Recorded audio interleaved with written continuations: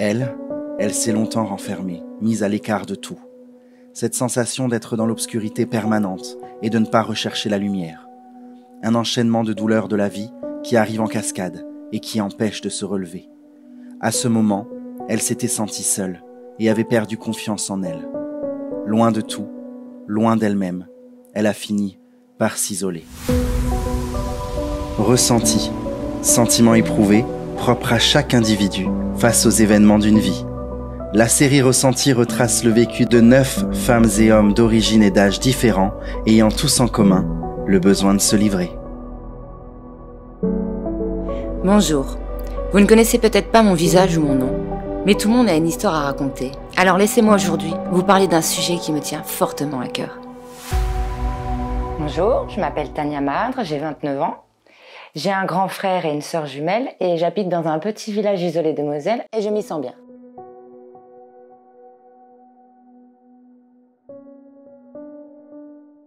Alors j'ai apporté une photo, je suis avec des amis. Je me souviens, c'était lors d'une soirée très agréable. Il y avait de la musique, des jeux organisés. Et on peut voir que je suis en train de sourire, mais pourtant c'était qu'une façade. Cette photo, elle est en noir et blanc parce que c'est un moment de ma vie où j'ai pas de couleur en moi. Je suis triste, tout simplement. Je suis pas seule sur cette photo, mais pourtant j'avais l'impression d'être isolée à un moment de ma vie où j'étais pas bien. J'avais cette sensation d'être seule et que je n'arriverais pas à retrouver cette joie de vivre et de retourner dans ce monde de couleurs, en fin de compte. Mon sujet est l'isolement. Je pense que beaucoup de situations forcent les personnes à s'isoler et c'est pas forcément un choix. L'isolement, il est souvent dû à une histoire d'amour, un divorce ou encore des problèmes d'argent ou la maladie. Mais pas seulement. Moi, je l'ai vu aussi à travers mon métier d'auxiliaire de vie, où en fin de compte, les personnes âgées aussi peuvent se sentir isolées. J'ai eu cette expérience en allant chez des familles qui nous accueillent toujours avec un grand sourire, mais quand on les regarde de loin, on peut voir qu'ils sont isolés. Et à ce moment-là, je prends le temps de m'asseoir avec eux pour discuter ou juste les écouter. Et quand je peux les voir rire ou être émus, je sais pourquoi je faisais ce métier. Ce qui me fait penser que beaucoup de personnes se cachent derrière un sourire plus ou moins convaincant pour ne pas montrer cette sensation de se sentir nul. Alors l'isolement, il va avoir plusieurs conséquences au final. Elle peut être physique, se faire du mal à soi-même, mais elle peut être aussi psychologique. Par exemple, se sentir inférieur aux autres. Et je pense que c'est souvent dû à la société qui veut nous faire croire qu'on doit être rangé dans des cases. Alors oui, on va avoir peur d'être jugé en permanence, on va se demander à quoi on sert, et on ne va plus rien voir de positif autour de soi. Et c'est là que ça devient compliqué et difficile. Et en fin de compte, les personnes, elles vont s'isoler.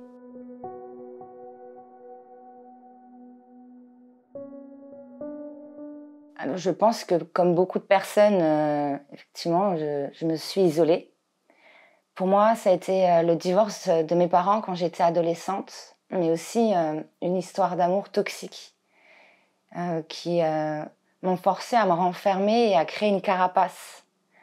Les personnes près de moi, elles pouvaient me voir rire, sourire, être là pour elles, mais en fin de compte, moi, je m'oubliais.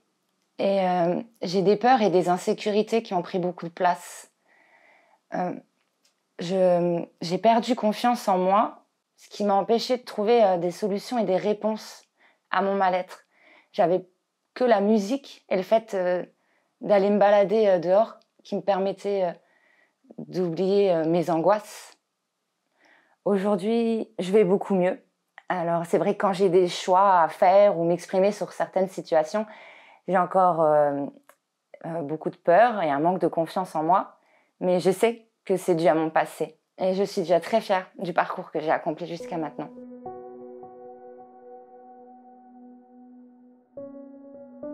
J'ai appris à refaire confiance en prenant le temps de trouver les bonnes personnes et le bon entourage. Parce qu'en fin de compte, le négatif, il attire le négatif. Donc il faut faire attention aux personnes qui nous entourent, c'est très important. Moi, aujourd'hui, j'apprends à briser cette carapace et à ne garder que la bonne protection dont j'ai besoin pour mon équilibre. Et pour ça, j'ai pris le temps de faire un point sur ma vie et de réapprendre à m'ouvrir au monde, ce qui m'a beaucoup aidée. Et je pense que chaque personne doit trouver sa propre solution. C'est important d'avancer dans de bonnes conditions, en fin de compte. Moi, je sais qu'avec le recul, je n'aurais pas dû laisser cette noirceur prendre autant de place dans ma vie à un moment donné où j'étais fragilisée et perdue, en fin de compte. Je me suis encore plus laissée sombrer. Donc, je sais que si ça doit arriver, je chercherai de l'aide beaucoup plus rapidement pour ne pas tomber dans ce cercle vicieux. Parce que quand on est au fond du gouffre, ça prend beaucoup plus de temps pour s'en sortir. Mais c'est possible. C'est surtout ça qu'il faut retenir.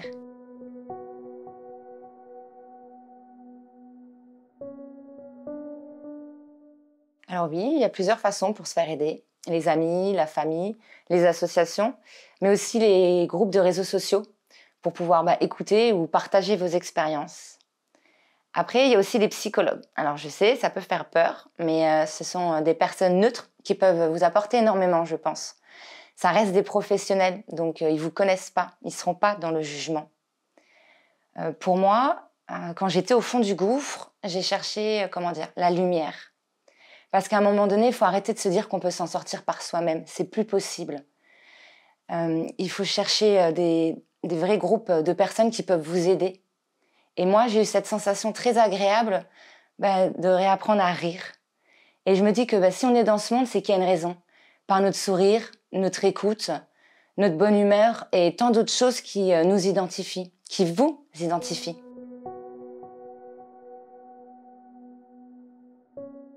Aujourd'hui, je me sens beaucoup mieux.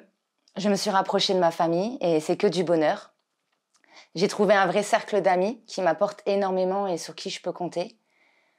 Après, je fais du théâtre et fais partie d'une comédie musicale, ce qui m'a énormément aidée à réapprendre à avoir confiance en moi et aux autres.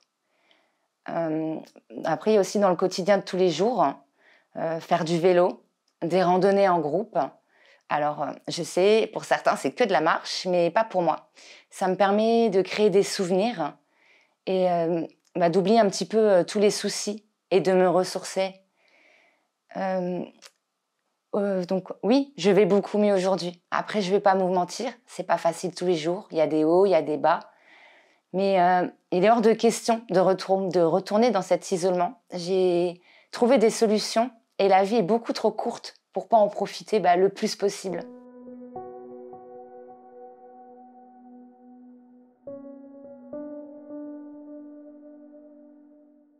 Vivez votre solitude comme vous le voulez, en harmonie avec vous-même. Mais attention à ne pas tomber dans cet isolement et en fin de compte d'oublier et de couper tout contact avec vos proches. C'est important.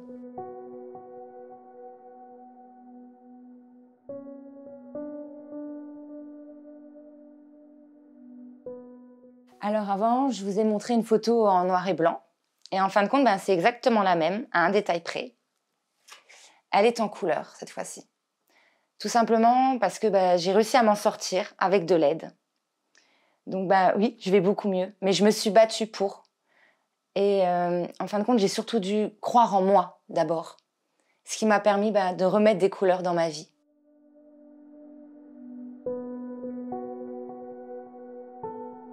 S'isoler, c'est perdre le contact de l'esprit et du cœur. Il faut être aidé pour aller de l'avant.